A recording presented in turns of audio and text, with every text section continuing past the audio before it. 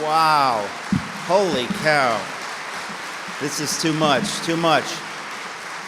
You should applaud after, because you don't know what I'm going to say. Thank you so much. I'm so honored, I have to tell you. First of all, I'm deeply honored that you allow me to speak in my only language. Americans are famous for speaking one language, maybe at the most. But I am really honored to be invited here to Romania. I've never been to your country before, and I cannot begin to tell you how honored I am that you would invite me and come to hear me speak. This place is beautiful. Thank you, Paul and the others who have arranged this. I know a lot of work goes into these events because I do things like this in New York City. A lot goes into it. So thank you to the leaders of Edictum Dei for doing this. There's so much I want to share, and we won't have time to share everything, but most of what I don't say tonight, you can find on the internet. On my website, which is ericmetaxas.com, and I do have a radio TV show. Most of it is now on YouTube, and it's beautifully filmed, and I interview many wonderful guests, and so anything that we don't get to tonight, I will encourage you to do that. And by the way, the internet is free. The books are not free, but the internet is free. To come here and even to see that my Bonhoeffer book is translated into Romanian really amazes me and blesses me. And to see that 7 Women is translated. Today is the first day the book appears, I guess, right, in Romanian? That's what the publisher told me. I'm just thrilled. So tonight we want to talk a little bit about the idea of what is a hero, and I want to focus a little bit on 3 heroes: Dietrich Bonhoeffer, William Wilberforce, and George Washington. This ticket says that history is shaped by men of valor. But I think first we have to think about, what do we mean by a hero? What is a hero? What is it to have valor or courage? What is it to have values at all? What is the meaning of life? I mean, these are questions that sometimes we don't have answers to. Sometimes we're afraid to ask these questions. And I think it's important that we think about those things. So I want to tell you a little bit about my story to tell you how I got to writing about these heroes. First of all, like you, I'm European. My mother came from Germany, East Germany. My father came from Greece. They met in an English class in New York City in the 1950s. And in a way, I had a very European upbringing. Both my parents have strong accents, and they raised me in a way to love freedom because they knew life without freedom. My father remembers the Greek Civil War, where the communists were trying to take over Greece. He taught me to hate communism. My mother grew up in Germany, where the Soviets took over East Germany, and she hated communism so much that at age 17 she escaped and came eventually to the United States. So I had in many ways a traditional American upbringing, and in some ways not traditional American upbringing. I always joke around that if you're raised Greek and German, this means you will be raised Greek.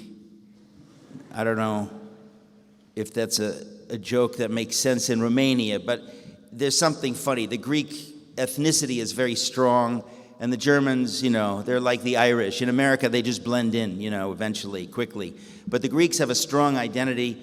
So I was raised, of course, in the Greek Orthodox Church, which is like the Greek clubhouse in America. If you come to a foreign land, you want to be with your people. So I was raised in the Greek Orthodox Church, and it was a very wonderful, warm community. And in some ways, because it was the United States, it was almost more Greek than Orthodox, if you understand what I'm saying. It was the community of Greeks. But it was a very wonderful community, warm community. And we went every Sunday. I was an altar boy. We took it seriously. But by the time I went to college, I realized that I was not really sure what I believed. I had the privilege of going to a famous university, which I'm not very fond of, but it's Yale University. Many people think, oh, this is one of the greatest universities in the world. Well, in a way, it is. But in many ways, it's a terrible place, because at some point, they ceased to ask the big questions of life. What is the meaning of life?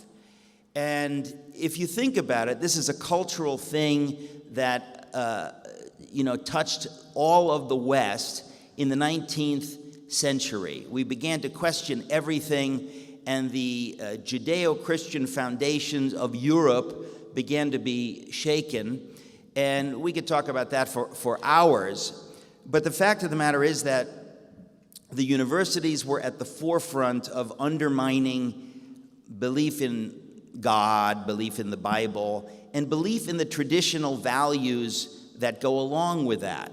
My daughter, who's now 20, she sent me a paper that she's writing.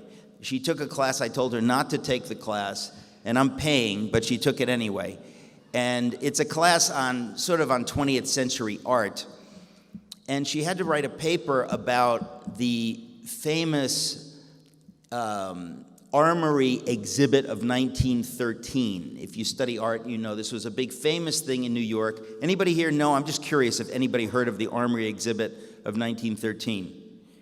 I'm very glad you don't know about this, because I could tell you anything now and you have no idea what I'm saying is true or not.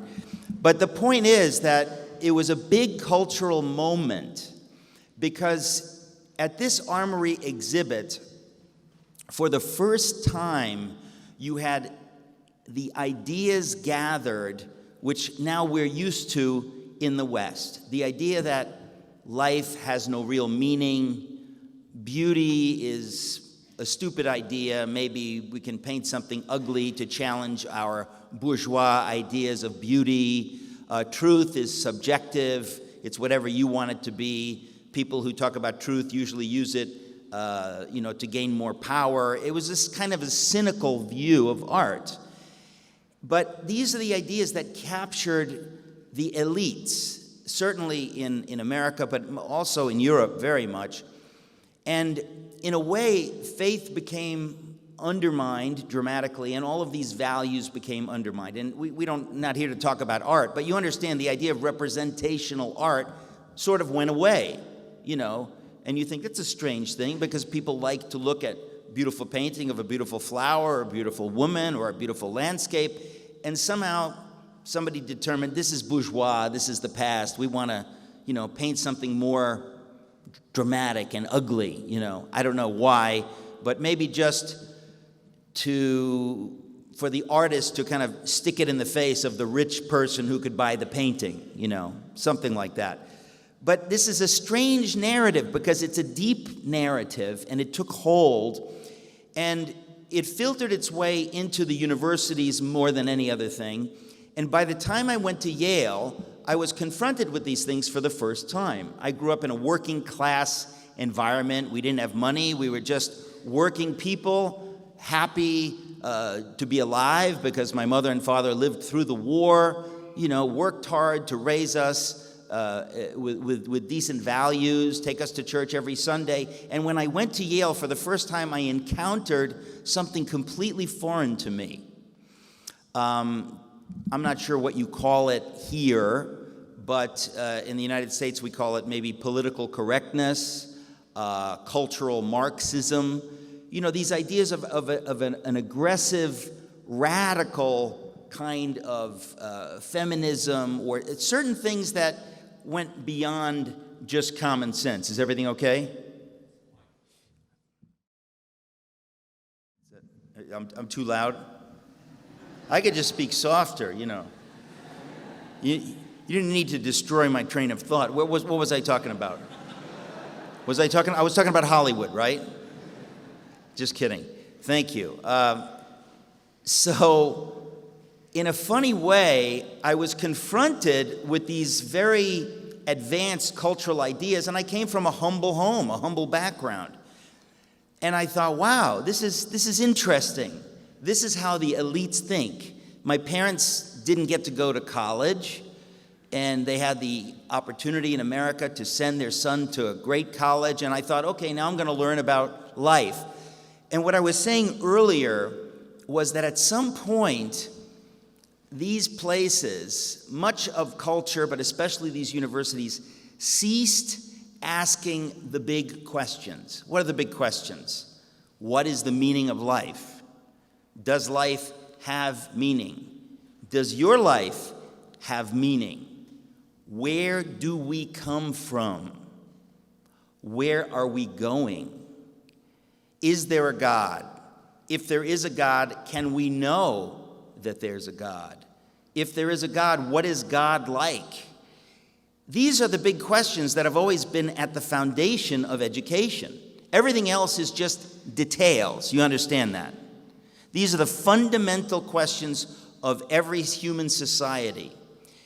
And at some point in the West, especially in America, they cease to ask these questions. Why? Because they suddenly decided that we don't really have good answers to these questions.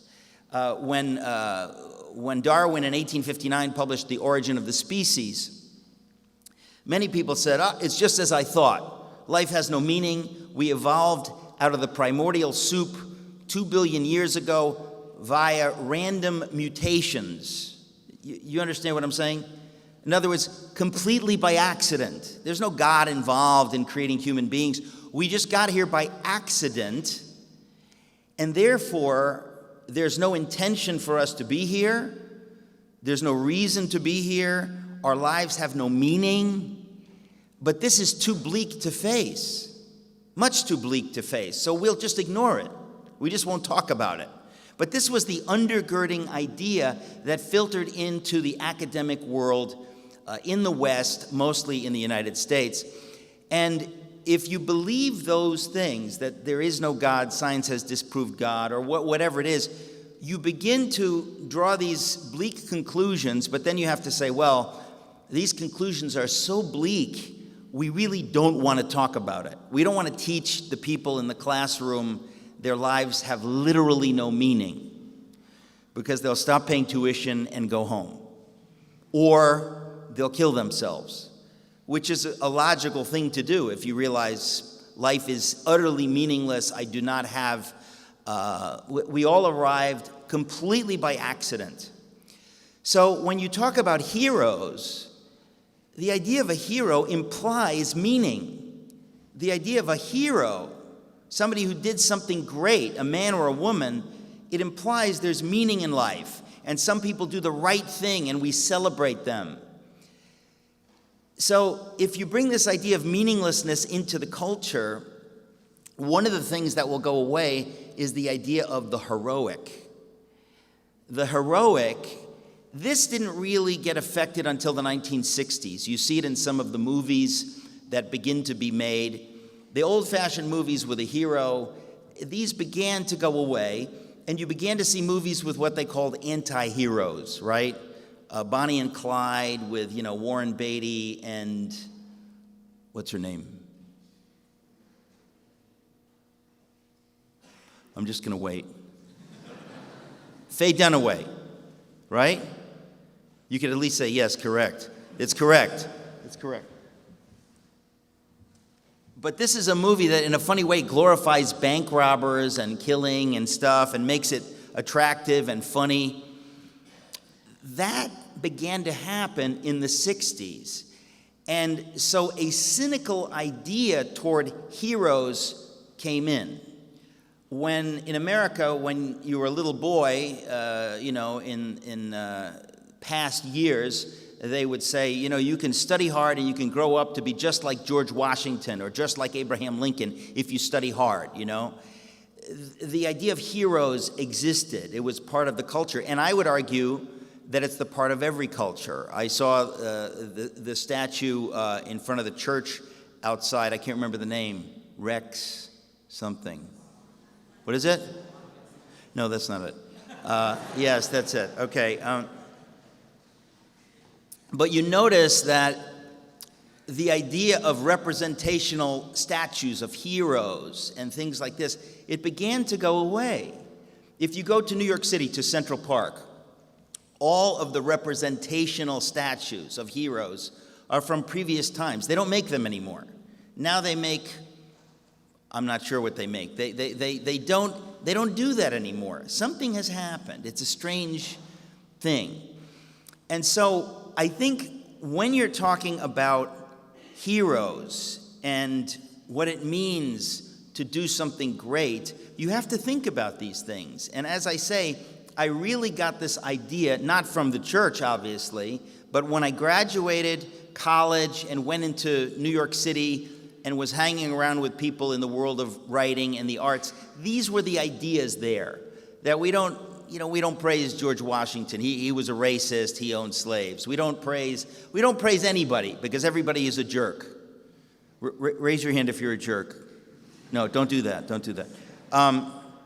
But the point is, of course, as a Christian, I know we're all sinners. We're all flawed. Except for Jesus Christ, I don't believe there's anybody who is not flawed.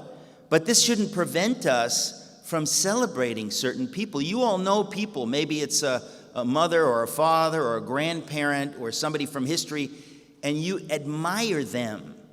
You don't say, yeah, but let me tell you about something that came out of his mouth once when he drank too much, That's sort of cynical to do that. Some people's lives should be celebrated. And when we're talking about Adolf Hitler, we don't talk about, well, he did some good things. We know that this is a life that should not be emulated. And if there are any fans of Hitler in the room, please get out. Thank you. So this suddenly became a big idea that we don't know who to celebrate as heroes anymore. And I never thought I would write biographies. I should tell you before I go on that after college I was really lost. I have to confess that whatever faith that I had lost. And I was not anti-Christian. I was just confused. I just said, I don't know if this is just something nice my parents gave me, part of my Greek culture. I don't know. Is it true? In the Greek church, every Easter, we scream, Christos Anesti. Christ is risen. How do you say that in Romanian? That's correct, yes. And I think if these words are true, this is the most powerful statement in the history of the universe. Do you understand? God came to earth and died and rose from the dead. It's one of the most amazing things. So to say Christos Anesti, and we said it every year, but after I graduated college, I thought, is this just something we say? Is this true? Do we really believe this? And there were many people in my church, good people, hardworking people, good fathers and good mothers.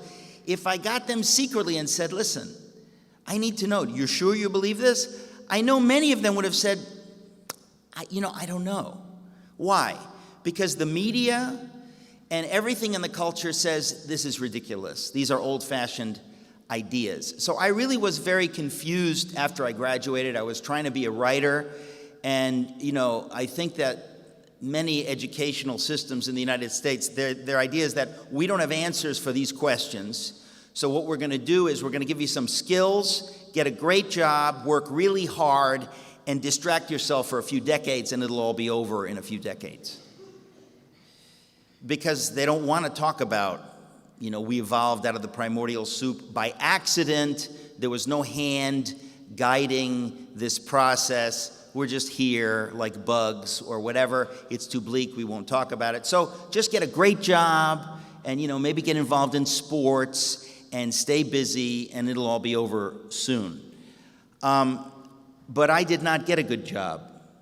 I wanted to be a writer.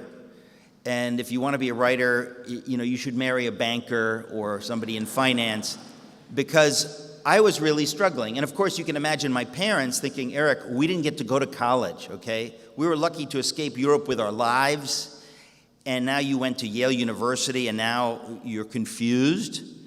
Because most Americans would say, oh, Eric is trying to find himself. But my parents would say, like, oh, Eric, why don't you find yourself a job and get out? So it was a hard time for me. And I'm not going to go into it now, but just to tell you how I got to think the way I do now, I met a guy who was a very serious Christian, and he was an Episcopalian. I don't know if you know what that is. That's the Church of England. And I wasn't afraid to talk to him because I said, Episcopalians, they don't believe anything, right? I might as well talk to a Buddhist or an atheist. Episcopalians, they don't believe anything.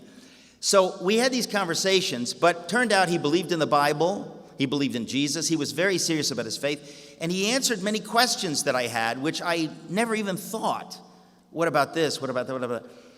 But I still was afraid to go too far. I wasn't interested in going to church or having a Bible study. But one night, around my 25th birthday,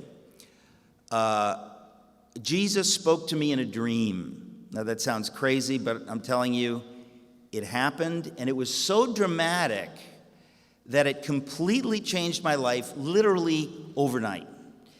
And I can't take a lot of credit for that. Why? Because I was unconscious. I don't know about you, but when I dream, when I'm sleeping, I tend to be unconscious. So I can't say, hey, I made a great choice. I chose Jesus. No, I was unconscious. But I had this, there's no way to describe it. It was a miraculous dream. And I knew, for details I won't go into, I just knew it was true. And it changed my life instantly. It took time for me to figure out many things. But it really was so dramatic that the cynicism and the scorn of many of my classmates from Yale didn't affect me. Even though it maybe hurt my feelings because I wanted to share my faith with them, I said, no matter what you tell me, I know what I know, and that's it. And so I began to see hope, and I began to see things differently. And I still wanted to be a writer, but I wasn't sure how that was going to work. For a while, I worked for VeggieTales. Does anybody know VeggieTales? Oh, I knew it. Even in Romania, we know VeggieTales. I worked for VeggieTales as a writer. I did some writing for them, and I'm the voice of the narrator on the Esther video. That's really going to be on my tombstone. I'm very famous because of that. So, but I floundered around, and then one day, someone asked me if I was interested in writing a biography of William Wilberforce. Now, all I knew about William Wilberforce was the basics. I knew that he was a man in the late 1700s. He got involved in politics in England. And then he had one of these experiences with Jesus, changed everything. He said, I need to leave politics. Politics is so corrupt and so dirty. I have to leave politics. But he had a friend who said no. Now, the friend who said no, stay in politics, is the same man who wrote the hymn Amazing Grace, John Newton. Some of you know the hymn Amazing Grace? I don't know. In Romania, do you have that hymn? Anyway, the man who wrote this, who was a pastor in England, was friends with Wilberforce. And Wilberforce went to him and said, listen, I've had this experience. I believe in the Bible. I've become a Christian. But I can't stay in politics. Politics is corrupt and dirty. And this man said to him, maybe God chose you to stay in politics, to bring your faith into this filthy world of politics. So that's all I really knew about Wilberforce, except I shouldn't say that. The main thing I knew about Wilberforce was that he was the man who led the abolition of the slave trade in the British Empire. Now, some of you know this and some of you don't, but the British Empire, the whole economy was floating on the transatlantic slave trade.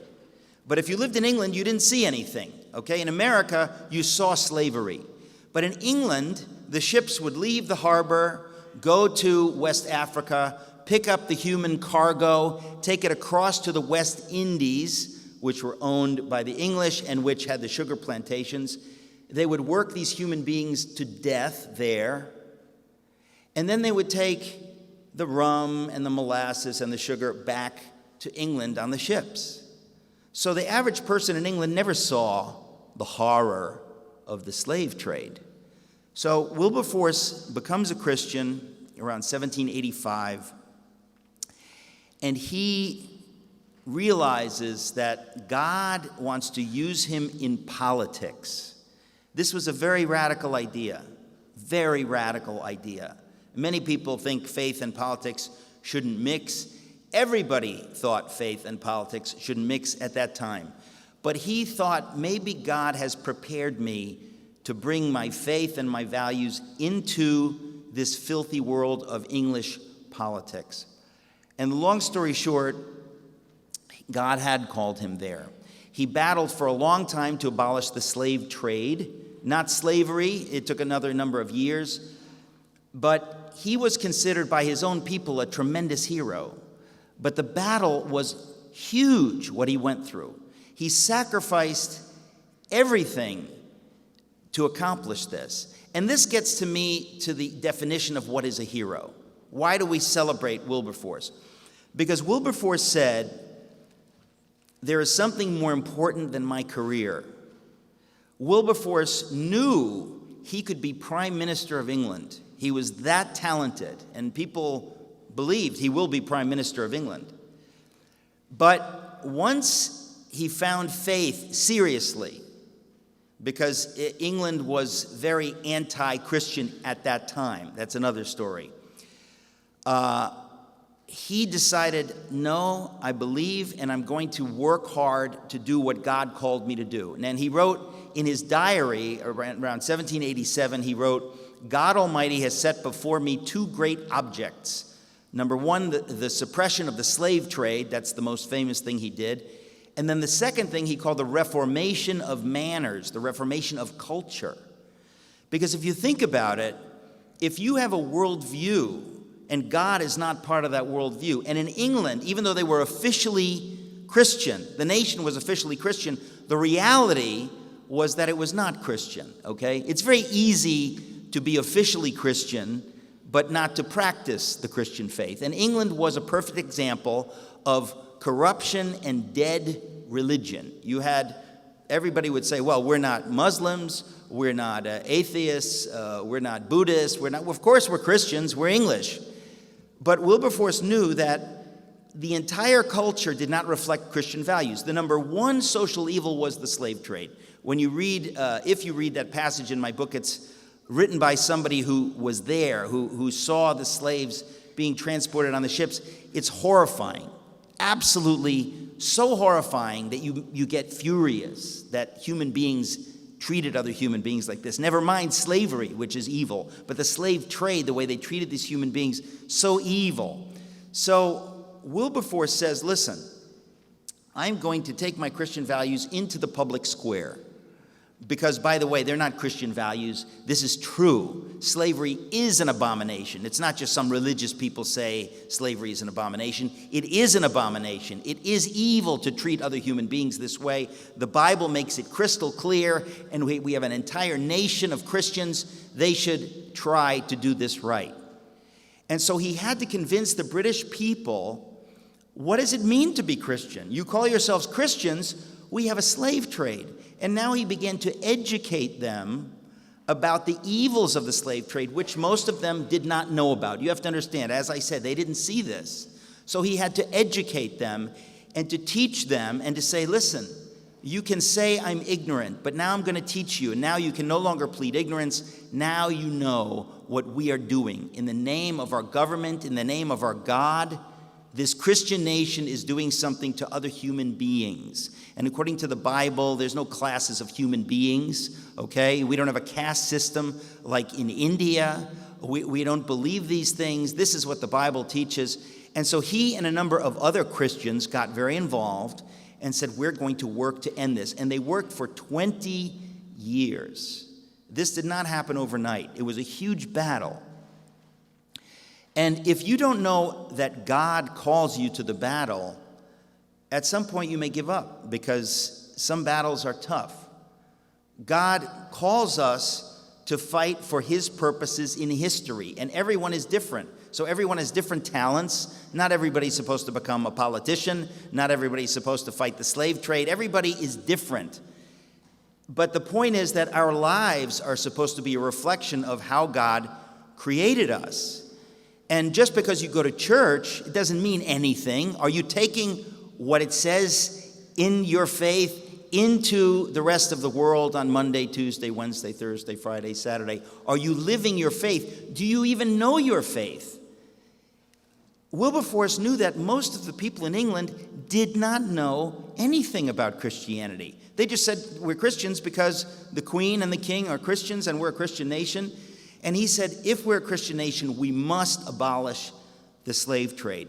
And so the main sacrifice that he made was he gave up a political career where he could have become prime minister. I mean, this is just the most basic thing that he did, in order to do the right thing.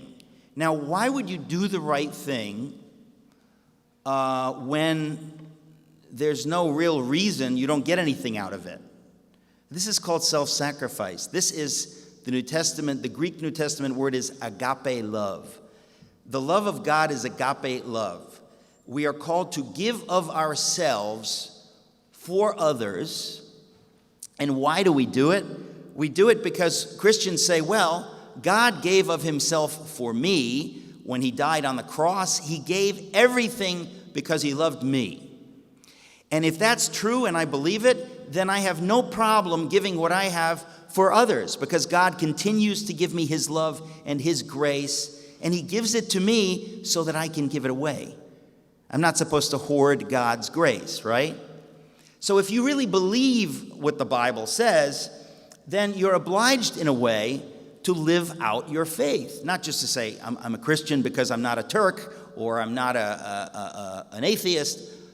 And so Wilberforce managed in the course of his political life to spend his efforts and his genius. He was an amazing orator, debater, and an amazing networker to work with people to accomplish the abolition of the slave trade and many other things. Because as I said, if you have a worldview that does not include God, you don't just have one social evil called slavery or the slave trade.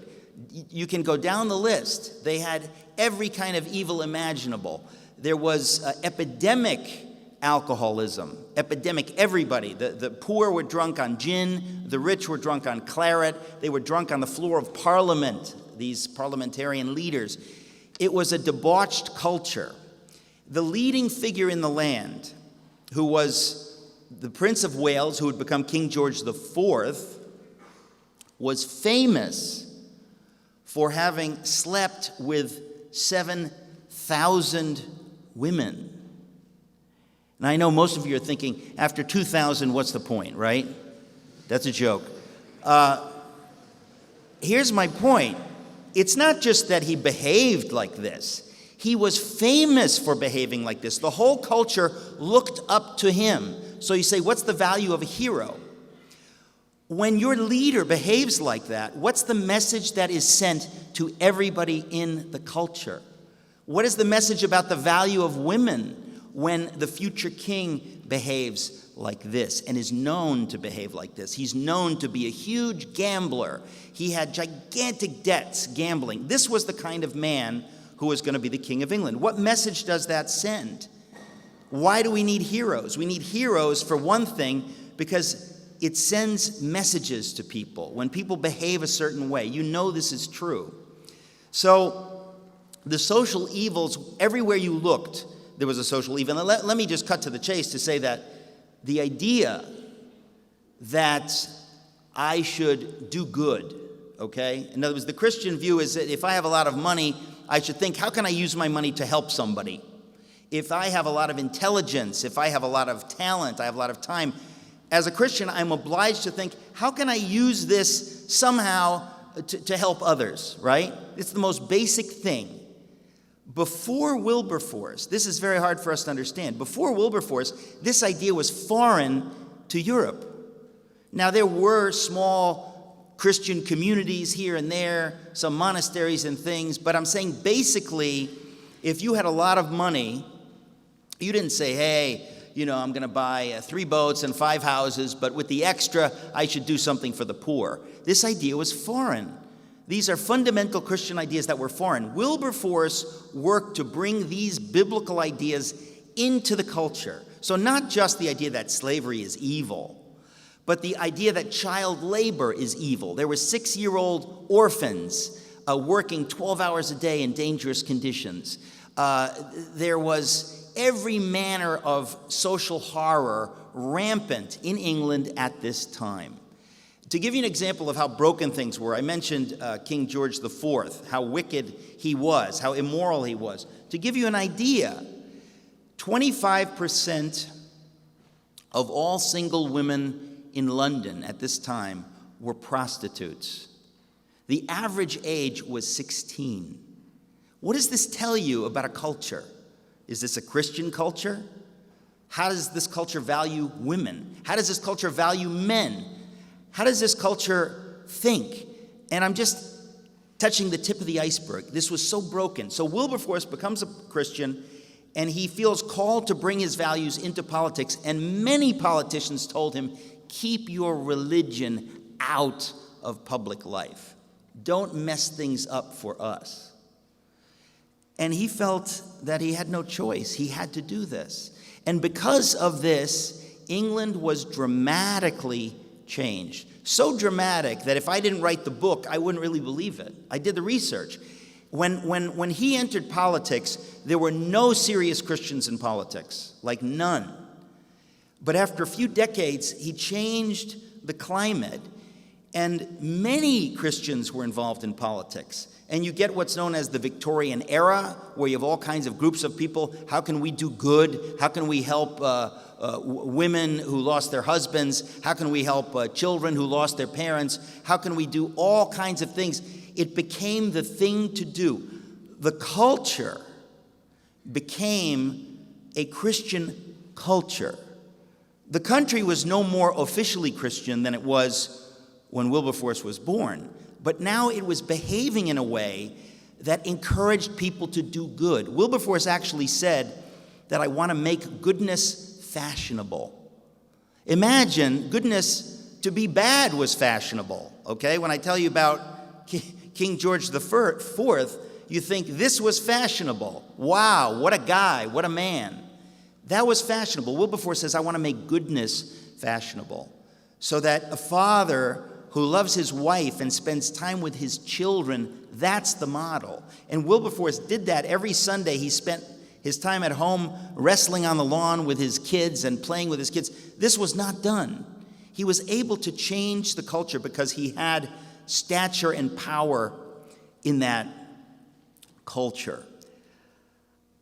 I want to talk about George Washington just very briefly, but George Washington is somebody who in many ways has been denigrated in America for the last 50 or so years. As I mentioned before, as certain ideas crept in, all dead white men are bad, these ideas, these politically correct ideas came in.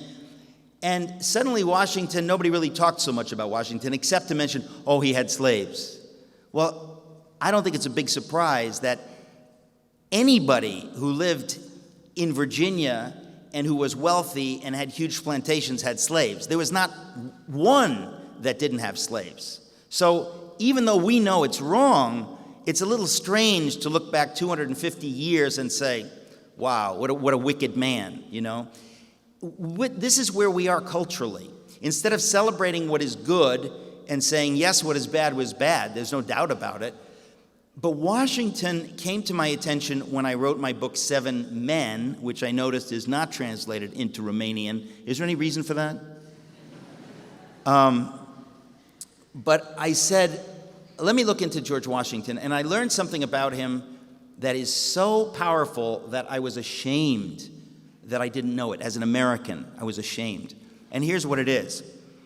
Washington was obviously a great leader in many ways. I'm not going to go into it. If you read my book, you can see. But he was presented at one point in his life with something so tempting and wonderful. The fact that he turned it down is staggering. And here's what it was. He won the war. 1776, America declares itself free from England, and we fight this war, which we never should have won. Never. I mean, it was really in some ways miraculous. And in 1783, they win. And he was with his men in upstate New York, and they were kind of hanging out, waiting for Congress to pay them, because they had given many years. Some of them gave their lives. Some of them hadn't seen their families in years. And eventually, they were very disgruntled that Congress is not paying us. This is insulting. This is a slap in the face. We gave years and arms and legs and lives for our country, for our new country, and they were very disgruntled. And they said, listen, nothing's happening. Here's what we're going to do. We're going to have a military coup.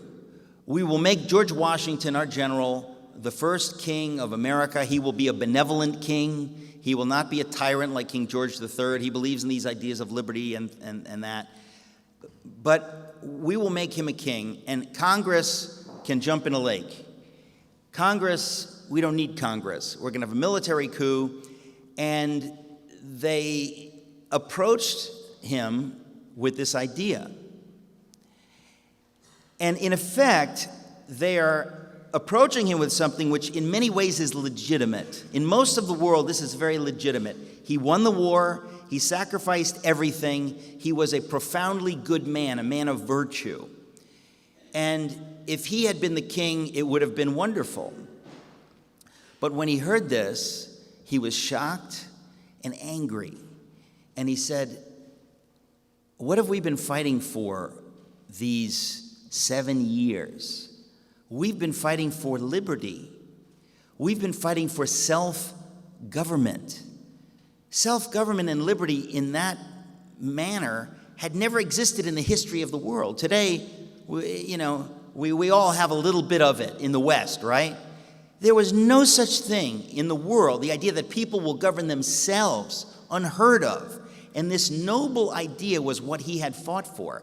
And so they offer him on a silver platter the kingdom. And he says, no. He turns down unlimited power.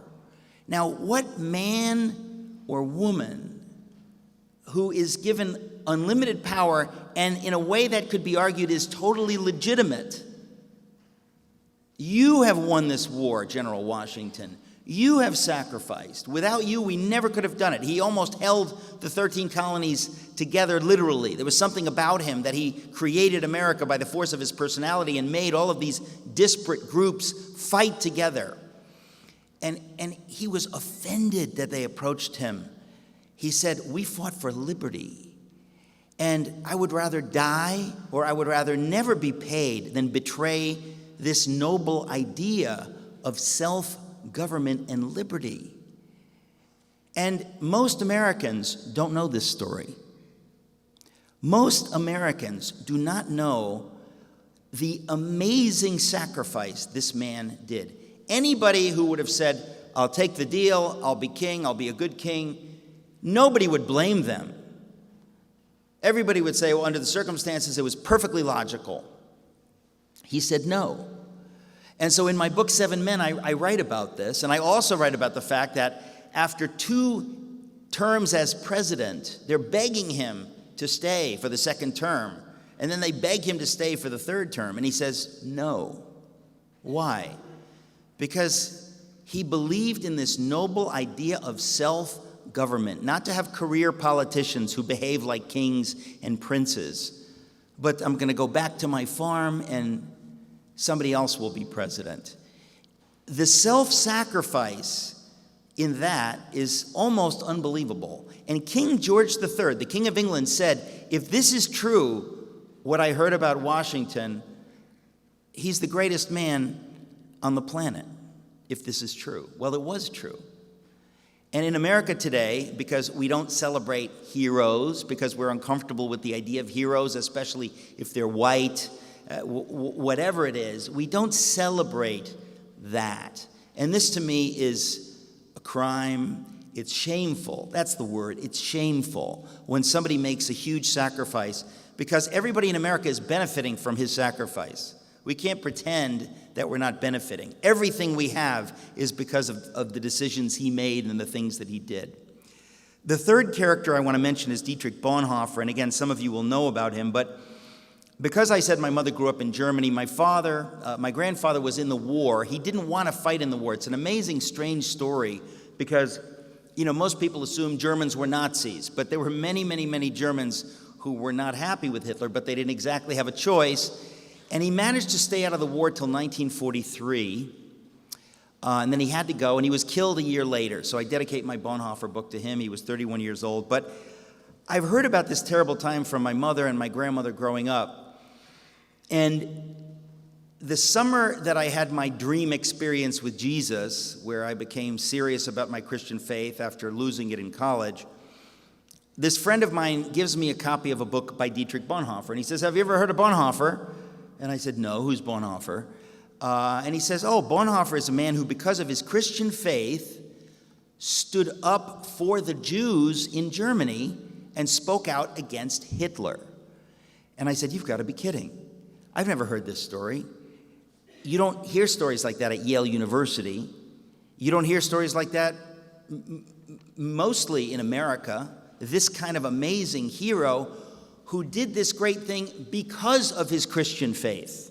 Because of his Christian faith. You don't hear about it. I was electrified. And so I read this book that he wrote, and I read his story, and then one day, years later, somebody said, "Would you like to write a biography?" And I wrote my biography of William Wilberforce, and then people said, "Who are you going to write about next?" And I said, "I don't want to write any more biographies," but eventually I said, "You know what? His story is so remarkable, and most people don't know the story. I have to tell the story."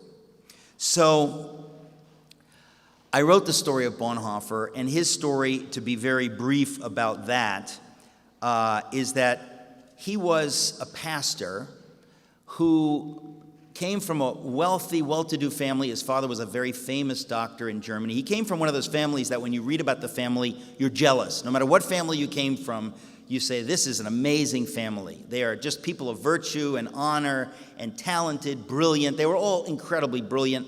Bonhoeffer got his doctorate at age 21. I think that's impressive. His brother worked in physics, and he split the atom with Einstein. I mean, that's an amazing family. But when the war came, Bonhoeffer had the ability to see that somehow what the Nazis represented was antithetical to Christian values. Now, it's exactly like Wilberforce. Germany said, "We're a Christian nation. We brought the world Martin Luther. Protestantism was invented by Germans. We own Protestantism. We are Christians. We're Lutherans." And then if you said, "Well, you don't behave so Christian," they would say, "Well, it's all about grace. It's all about believing. It's not about what I do. That's Catholic. We believe in belief." So the point is that you have an entire country which was culturally very Christian. Very Christian. There were very few atheists in this country. There were no Muslims. It's a very Christian country. But they were so Christian in the way of the culture that it ceased to mean anything. They just said, "Well, we're Lutherans. That's it." There were some Catholics in the South. So when Hitler came to power, most of them did not know the Bible very well. They did not know their Christian theology very well. And they did not see the problem with National Socialism from a Christian point of view. A lot of it sounded good, and a lot of it was good. But at the core of it were some things that were so antithetical to the Christian faith that if you were a serious Christian, you said, wait a minute. Christians believe that the Jews are God's chosen people. Jesus was a Jew. You can't argue with that. We have a reverence for the Jews. We don't believe as they believe. We are Christians, but we believe, in fact, forget about the Jews. We believe every human being is made in the image of God. So even though I can hate somebody, I still have to understand this is a creature of God. Bonhoeffer understood this, and he saw that the Nazis had a dramatically different view. Bonhoeffer also understood that the Bible, just as Wilberforce did, teaches that every human being is sacred. When we talk about this idea, where do we get this idea that every human being is unique, is sacred, is beautiful, is valuable? I mean, the Soviet Union didn't believe this idea. China does not believe this idea. North Korea does not believe this idea. Where does the idea come from that we have in the West? It's a biblical idea that everyone is made in the image of God. Jesus died for everyone, and we are sacred, made in the image of God. So if you don't believe that, you have a utilitarian worldview, and you say, listen, I'm going to do whatever I have to do. I don't have these annoying Christian values. So the Nazis were pretending to go along with the Christians, but only because the Christians in Germany were mostly so ignorant that they could fool them. But behind the scenes, and I write about this in my book, Hitler and the top Nazis despised the Christian faith for many reasons. They despised it. It was the exact opposite of what they valued. They valued having no mercy, being cruel. It was a Nietzschean Übermensch idea. I'm being a little sloppy, but the point is they believed in power and strength, not in freedom and love. They believed in things that were antithetical to the Christian faith. And Bonhoeffer was the first one to recognize that we have a problem here. The church in Germany is a strong church. At some point, we're going to have to speak up. Bonhoeffer was asked about the Jews. At one point, Hitler said, I mean, of course, even if we're talking about race, okay, the Bible makes it super clear that to be racist is wrong. We're supposed to love everyone. Even if you don't like someone, you say, that person's so different, I don't like them, I don't like their culture. God says, well, that's fine, but I command you to love them because that is my child made in my image. It's a command. It's not extra credit. It's a command. So the Nazis had a different view. The Nazis looked at everything along racial lines, and they said, if you're German, you're good. If you're a Jew, you're bad. If you're a gypsy, you're bad. Whatever it was, to be German, to be pure German was great, and anything else was bad. Bonhoeffer knew immediately this is the opposite of what the Bible teaches. We have a problem. And then the Nazis started to say, okay, by the way, if you're a Jew, you can't be part of civil service, you can't be in the government, you can't. They started to push the Jews out of different parts of life. And then they said, we're going to push the Jews out of the church because, as you know, many ethnic Jews accepted Jesus, and for generations some of them were worshiping in churches because Christian faith is not based on your blood, it's based on your faith. If you believe Jesus is the Son of God and died for you and on and on and on and on, you're a Christian. It makes no difference.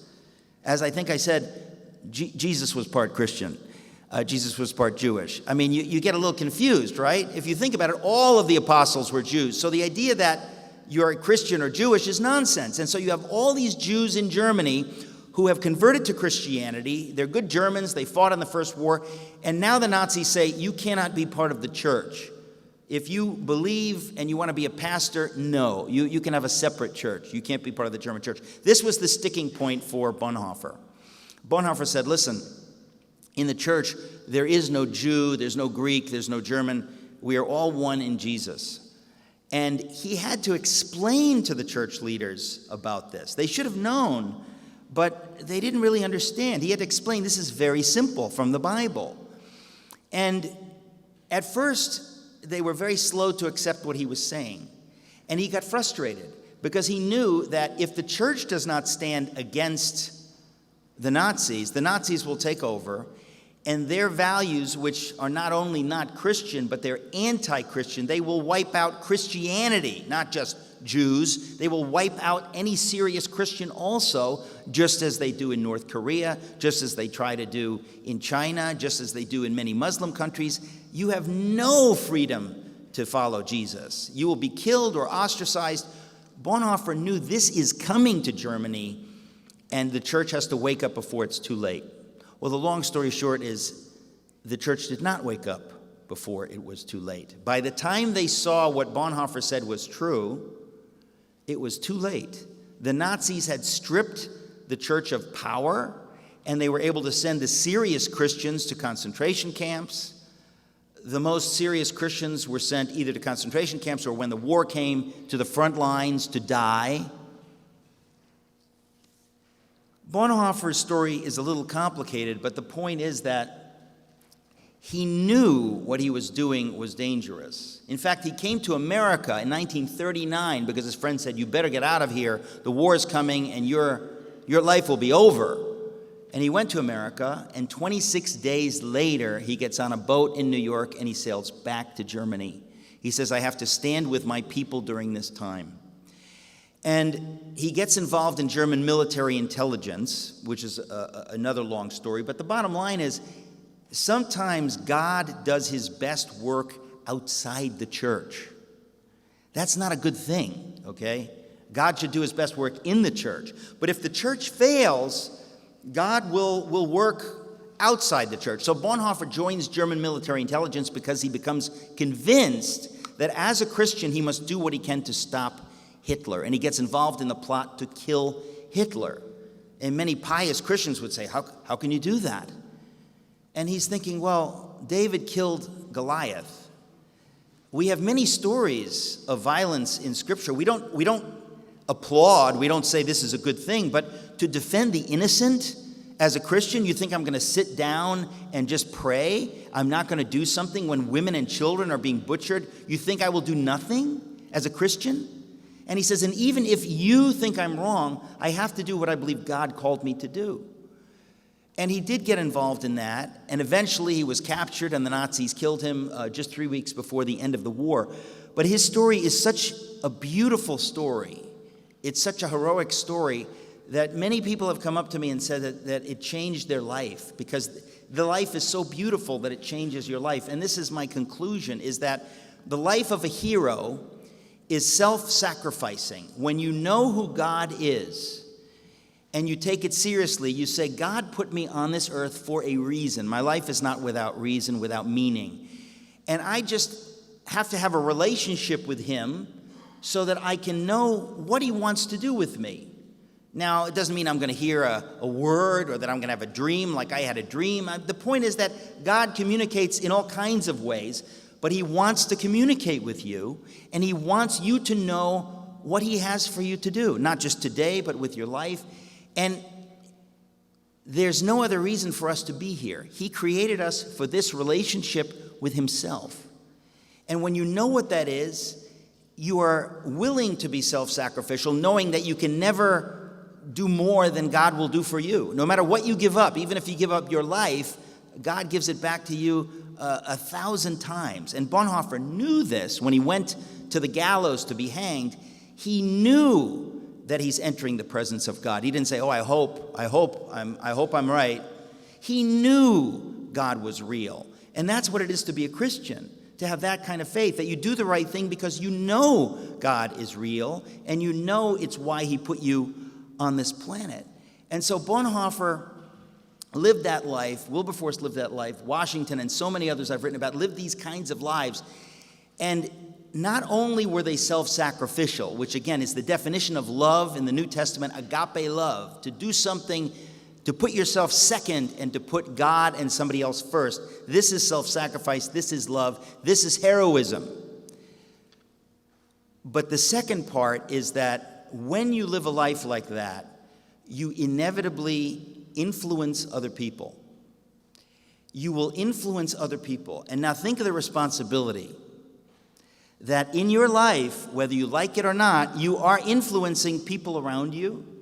You're influencing your family, your friends. You are influencing people toward God, toward truth, toward a life of nobility and heroism, or in the other direction.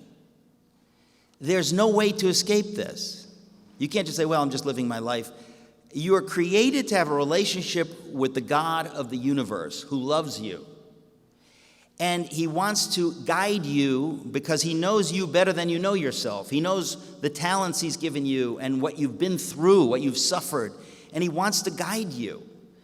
And he wants to give you a life that's beautiful and heroic, so that people around you, and even after you die, will be involved, will be influenced by what you did. The number of people who've come up to me and said, I read your Bonhoeffer book and it changed my life. It's not my book that changed their life. His life changed their life.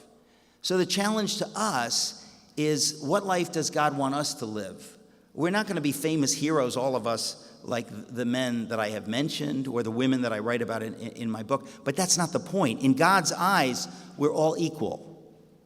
We're all equal. It doesn't matter what your IQ is. It doesn't matter your talent. Nothing matters except God made you in his image, and he loves you, and he wants to have a relationship with you so he can guide you to be the person you're meant to be. And ultimately, whether you make it into a book or not, that is to live the life in God's definition of a hero.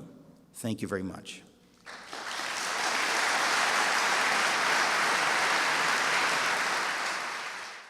Thank you for the amazing speech, Eric. God bless you. We have some brilliant questions from the audience tonight. We don't have much time. We'll try to make hopefully 6 of the very good questions, and I'll begin with the first one.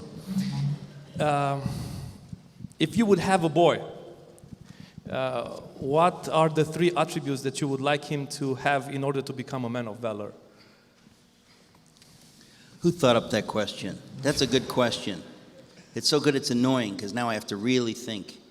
I'll tell you the truth. In many ways, it's an easy thing for me, and I'm unapologetic about my faith. I don't pretend that this is, like a flavor of ice cream that I like. I really care about truth, and I would never speak about the Christian faith unless I had determined that this is true and it's for everybody. It's for every human being.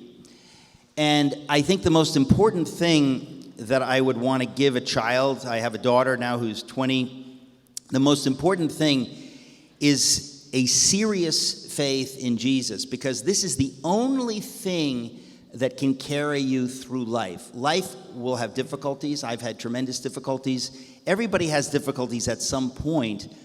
And the only thing that can guide you is a living faith in Jesus. I mean, to put it very simply. So it's not enough to go to church or to say I'm a Christian or to say I'm a good person. You have a God who wants to lead you every day and guide you every day. And inevitably, if you take that seriously, everything else will follow. You will treat people with respect. You will treat your family with love and respect. You treat your colleagues with love and respect. You will fight in a way that is civil, and you won't stoop to the level that we sometimes see in life. So that's really my answer. Somebody else asks you about the role of the church in the life of a man of valor, let's say. So the question is, what should be the role of Romanian Orthodox Church, the most influential Christian church in Romania, or other local churches in raising men of valor? Well, I mean, if you look at my own situation growing up in the Greek Orthodox Church, the priest of the Greek Orthodox Church, I love him, and I love the community, but they didn't seem to understand the world that they were putting me into. If I had stayed there my whole life, maybe I would have been okay. But this world is militantly against the ideas of the Bible and the church. And every church has to work to equip. In fact, there's a scripture, I think it's in Corinthians, that it's the job to equip. It's the job of the leaders to equip the church. And when it says the church, it means the people. The people of the church. The Christians are the church, not a building, not an organization. The people who believe in Jesus, that's the church. And so it's the job of the leaders to equip those people. And I say I was not equipped, and because I was not equipped, I suffered terribly. And I did things which I'll spend the rest of my life regretting, because nobody had really explained to me what it means to be a Christian. And so I think that in a funny way, whenever you talk about denominations, whether it's the Romanian Orthodox Church or whatever, I think that I never say to people, leave your Christian denomination. Never. But bring Jesus into your denomination. Now, some people may feel I have to leave the denomination for some reason or other, but the point is that you have to make it a vibrant place that attracts people, that people say, those people found the meaning of life. Those people have joy. If you're a Christian, you're supposed to have those things. And if you don't have those things, you might be technically a Christian, you were baptized, but the point is God's will is for you to have those things. It's his will that every one of his followers have those things. And so in the church in America, anytime somebody is more zealous for their denomination than for Christ, I say, wait a minute. There are plenty of devils in your denomination. So let's not pretend being in this denomination makes you a perfect Christian. And every denomination that believes in the Nicene Creed, that believes in Jesus, whatever, has something that can teach me something, okay? I don't mean doctrine. We're not arguing about doctrine. But what I'm saying is the church I grew up in had no Bible studies. And I think, no Bible studies? This is the basis of your life, to know the Bible. And so it's important that the church be the church. That's just all I will say. In Germany, if the Lutheran Church had been the real church of Jesus Christ, not just going through the motions, going to church on Sunday, if they had lived their faith, Bonhoeffer says this, the Nazis never could have succeeded. Never could have succeeded. But they were just religious Christians, just going through the motions. And I think that this is always the case where you have human beings, okay? But it's even more the case when you have a national religion. The temptation is to blur the line between German and Lutheran Christian, or Greek and Orthodox Christian, or Romanian and Orthodox Christian, and you have to say, wait a minute. I am proud to be Romanian, but this does not make me a follower of Jesus. To be a follower of Jesus, I have to take faith seriously. And even if I have to, I know people that they go to 2 church services on the weekend. Why? Because the Orthodox Church or the Catholic Church where they go, they like it, but they don't get Bible teaching. And they say, I need Bible teaching. And so I'm going to go to a Protestant church at 6 p.m. I'm still Catholic or I'm still Orthodox, but I'm going to go there because I need more. I need to read books. I read so many books by people from every denomination. If they're pointing to Jesus, if they believe Jesus rose from the dead, if they believe in the Nicene Creed, that's a Christian. And I think that the Orthodox Church in America, I'm only speaking about the Greek Orthodox Church, but they have suffered tremendously, and they have failed to be prophetic witnesses in the culture. When these hot-button issues come up, whether it's abortion or sexuality, whatever, they say almost nothing. And I say, what are you going to say when you're face-to-face with God? He put you on the planet to live out his faith. It's going to cost you something. It's not going to cost you your life in America. Many people have given their lives. And so I think that really being excited about the Christian faith is more important than going to church. You should go to church. But the most important thing is to realize the treasure that you have. If you don't understand what a treasure it is, it's almost it's sinful in a way, because it's such a deep treasure. Yeah. I would follow up on that. So it's mandatory. It's a duty of every church, and I believe of every Christian, to know their scriptures, to know their Bible, in order to be able to influence the society. Am I correct? Then I would follow up on this and ask you, what would you consider to be the most important doctrines of the Christian faith, of the scriptures, through which a society can be influenced and can be changed for the good?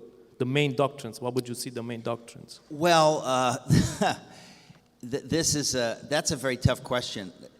In a way, any doctrine that's true is a main doctrine. You know what I'm saying? In other words, first of all, whatever you see in the Nicene Creed, Jesus is Lord. He's not a nice teacher. He's the second person of the Trinity. He died for our sins. These are the most basic things. If you really understand these things, they lead to everything else. So I'm not sure, but it's not about being a nice person. It's not about behaving nicely. You can be a Muslim or an atheist, and you can be very nice. Being a Christian is different. Being a Christian means you die to self and you live for Christ. That's radical. And you will never do that unless you believe Jesus rose from the dead, he defeated death on the cross, and because of that, you will never die. So even when you give your life up for him, you get it back. This is the beauty of the Christian faith. But you have to know this is true. You'll never take those risks. I mean, when you see those men on the beach having their heads cut off, they knew Jesus is Lord. They didn't say, oh, I hope he's Lord. If you hope he's Lord, you're going to run. We have to know, and listen, this is true. We should never know something that might be true. We should only know what is true. But I'm telling you, this is true. And it's the only way to live. But, we don't quibble about 1 + 1 = 2 or the atomic weight of, beryllium. There are things that are known and true. And when it comes to spirituality, people act like, well, it's very subjective. He has this idea, he has that idea. Either Jesus was God or he was not. Either he was crucified for our sins or he was not. Either he rose from the dead bodily or he didn't. If he didn't, we're all wasting our time. So we have to settle in our mind, do we believe these things, these basic things that you find just in the Nicene Creed? They are true. But many people hedge their bets and say, well, I don't want to offend my neighbor who doesn't believe it or whatever. But that's like saying, I don't want to offend my neighbor who believes 1 + 1 = 3. I think if you love somebody, you want to tell them the truth. You want to say it in a loving way. But I don't think we should fool ourselves that not knowing the truth is somehow healthy. And how important is this doctrine of the human depravity in order to do good politics or politics for well, the good of society? this is extremely basic, right? In other words, the doctrine, if you believe the Bible, you believe in the doctrine of the fall. Now, we don't know the details. You don't have to know the details. You don't have to know what year it happened. You don't have to know where it happened. But there's a basic doctrine that God created us perfect and somehow we fell. And in the fall, all of creation fell. Okay? I don't think there are going to be cobras in heaven. All of creation fell. I don't think there are going to be tornadoes and cyclones and floods in heaven.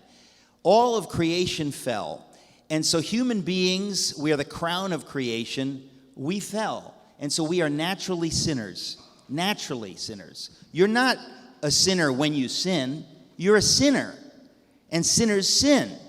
And so we need God's help. And when it comes to politics, the reason that the founders of the Constitution in the United States were in many ways brilliant was because they understood this idea. They said, power is wicked. Human beings, when they have power, they're going to use it to crush others. They're going to use it to get more power. How can we fix this? Aha, we'll have a separation of powers. So we'll have a judicial branch, a legislative branch, and an executive branch, and we give them power to check up on each other. I mean, this is the first idea, right? That when power is concentrated, it destroys everything. We want people to be free.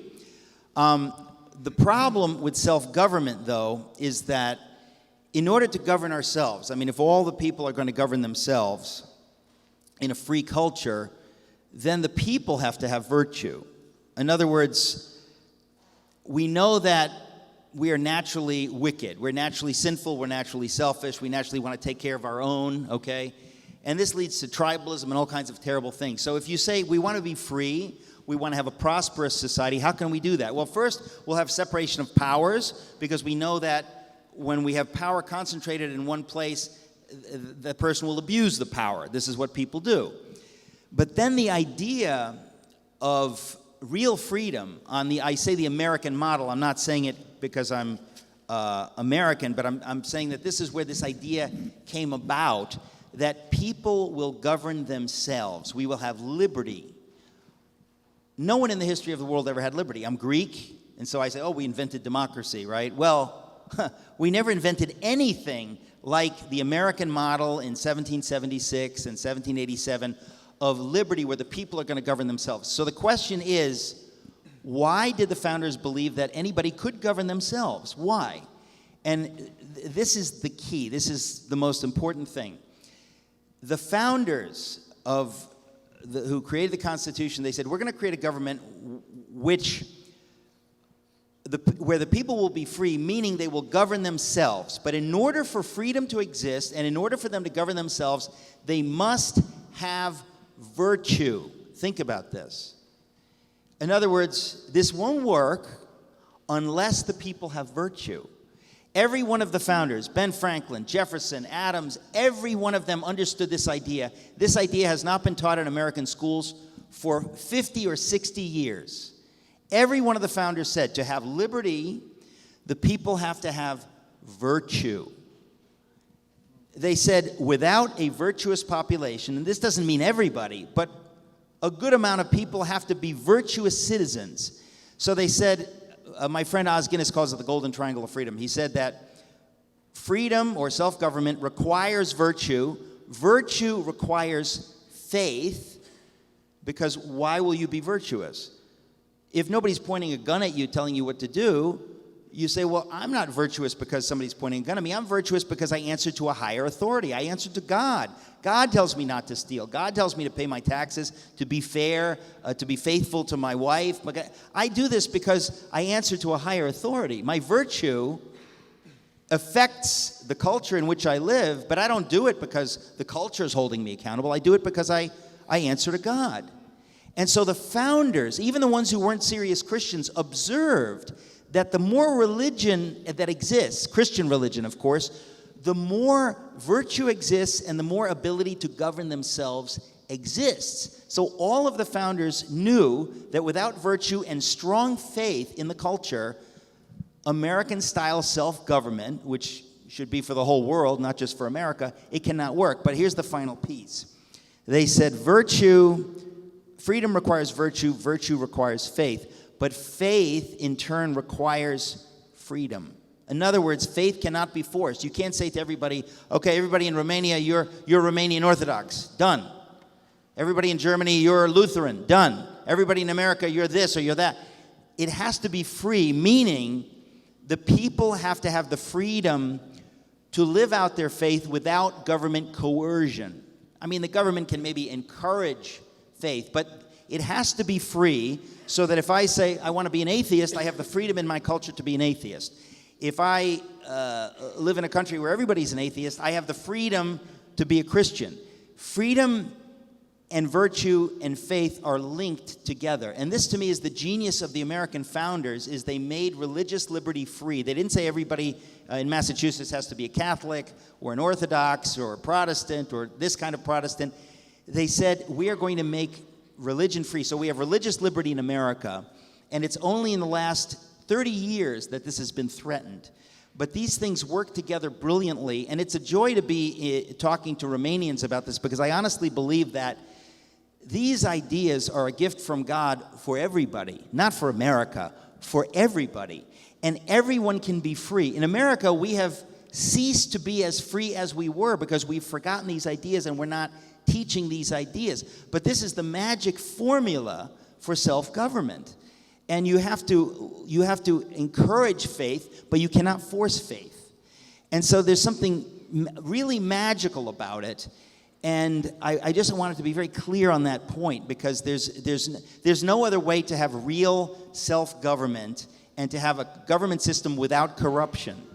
Corruption, like power, it's natural to human beings. You have to have a system that, through checks and balances and what I call the golden triangle of freedom, works against corruption. Otherwise, you will always have corruption, and it's one of the hallmarks of socialism or anything like that, where you will basically, as you move away from this idea of freedom, corruption inevitably sets in. You think, what can I get?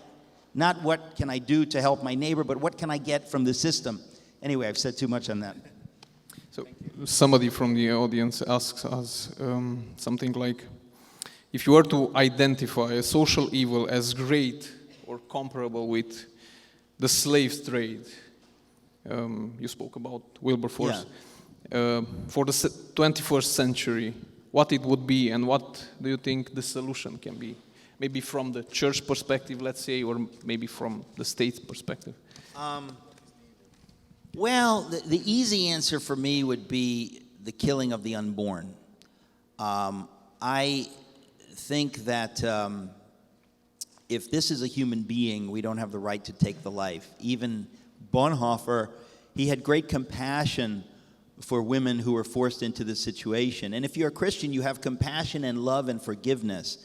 But it doesn't mean you can say it's not a life, it's part of the woman's body, because it's a separate body. It has different DNA, and if it's left alone, it will grow up to be, an amazing human being who will have family and grandchildren. And so for me, this is a blight on the West, and America is the most guilty of this. There are laws around Europe which are much stricter.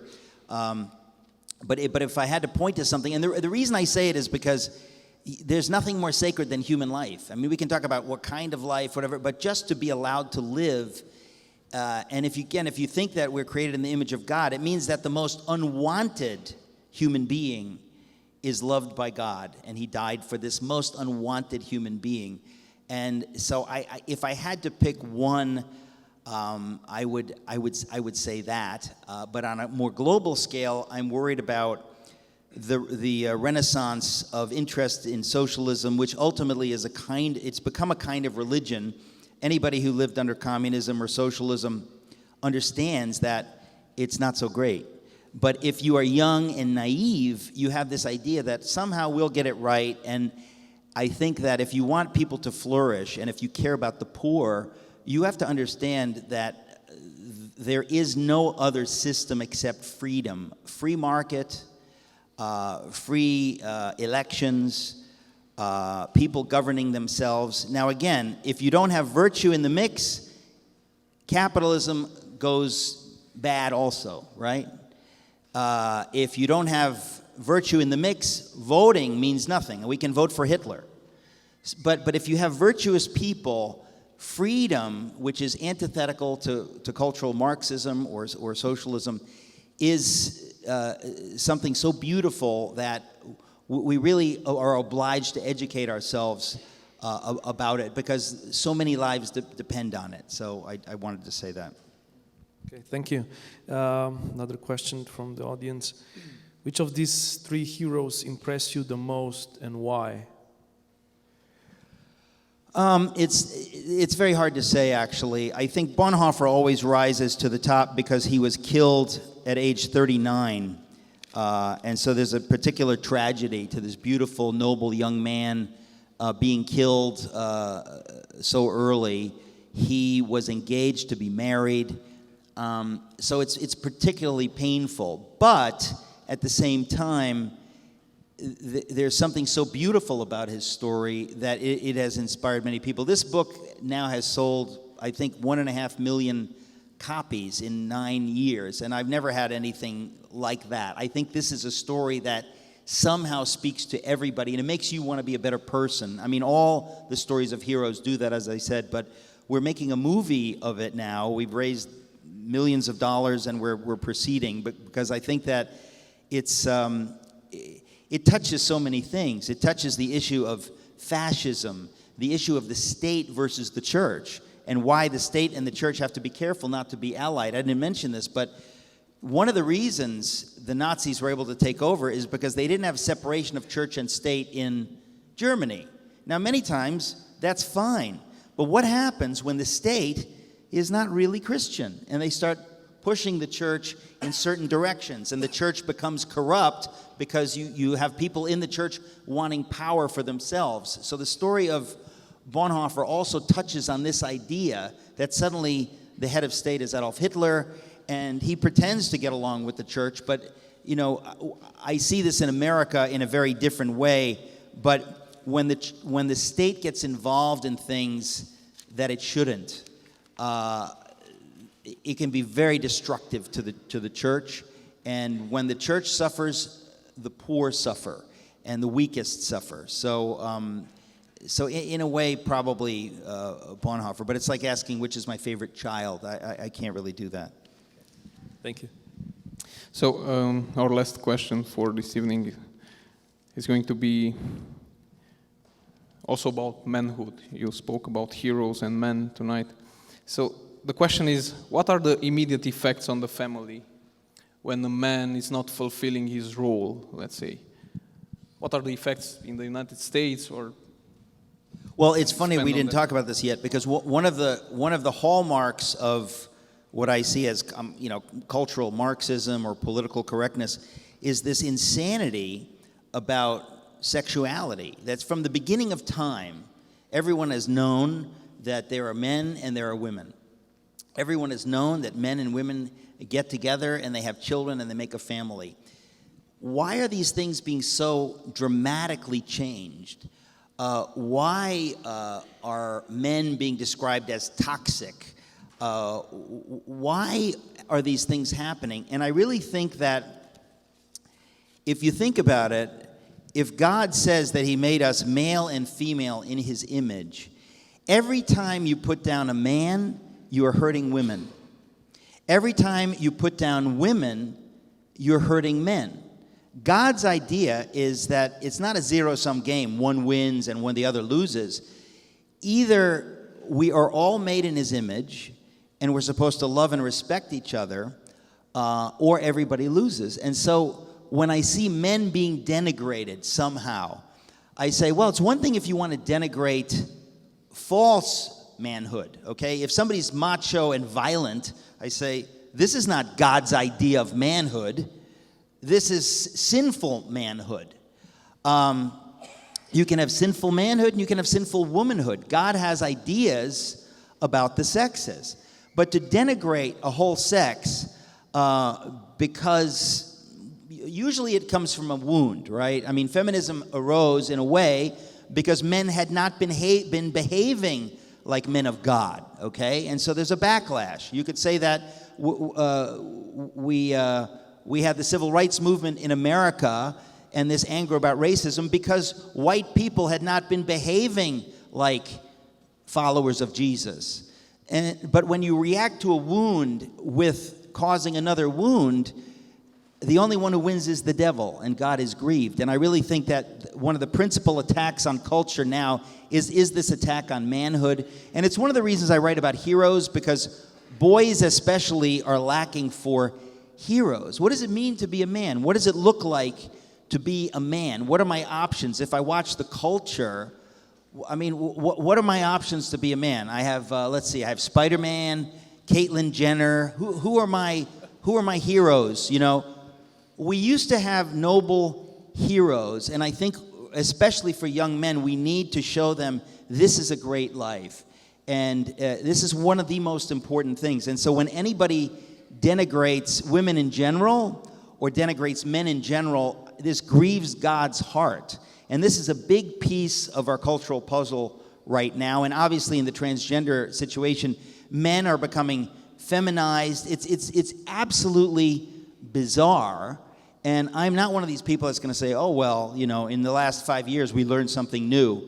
For all of history, we've known that, you know, roosters do not lay eggs. That's it. When a rooster lays an egg, we can have a conversation. Until then, I cannot take this seriously. Now, this doesn't mean that I don't have compassion for people suffering. If somebody is so tortured about this, we should be praying for them. We should be trying to pray for them and bring them healing and counsel. But to tell them, based on no science, you know what? Hey, dude, you must be a woman. Have an operation. It's cool. That is a foul lie that is destroying lives. And you don't hear in the media about those destroyed lives 10 years later. You don't hear about that because it doesn't fit the narrative. And so I really think, you know, there are so many issues here, but I think that a biblical view of manhood, a biblical view of womanhood, of the complementarity of the sexes, how this is God's idea. I mean, when people talk about marriage between a man and a woman, this is not a contract. This is an image from Scripture. At the end of Scripture, it says that the bridegroom is Christ, and the bride is his church, and there's going to be a union of the bridegroom and the bride. The Bible ends with a wedding in heaven of God and his people. So every wedding on earth is supposed to be a picture of the most sacred thing imaginable. It's not two people having sex. It's not two people having a relationship. It's a picture of something sacred and beautiful. And when somebody wants to say, well, I don't believe that, let's change the definition, I say, excuse me, you shouldn't change the definition of something that is so long and so sacred and so beautiful, or at least you should talk about it for about 50 years before you come to that conclusion. But obviously there are political forces that they're not interested in a real conversation because they're afraid they might lose the conversation, so they just force things through politically. But I really think that manhood particularly is under attack, but it's related, as you can see, to so many things we've talked about. I want to say finally that I believe in hope. In other words, as a Christian, the main thing is not just to see what's wrong, but to look to God, because there's so many scriptures that tell us over and over and over and over, rejoice in the Lord always. If you're in a prison in North Korea for your faith, and you're lucky to have a rat to eat, the Bible tells you rejoice in the Lord always. And I think that if we're any kind of Christians, if you call yourself a Christian, you have to have joy and hope. That even if you go to your death like Dietrich Bonhoeffer, you go knowing that Jesus defeated death. You go knowing that you're fulfilling his will. This is the only kind of faith that matters. So to hope you have that kind of faith, let me just say finally, it's God's will that you have that kind of faith. It's not for other people. It's for you because he loves you. So I'll end there. Well, thank you for your kind words. It's true. Thank you. Paul will be. Thank you.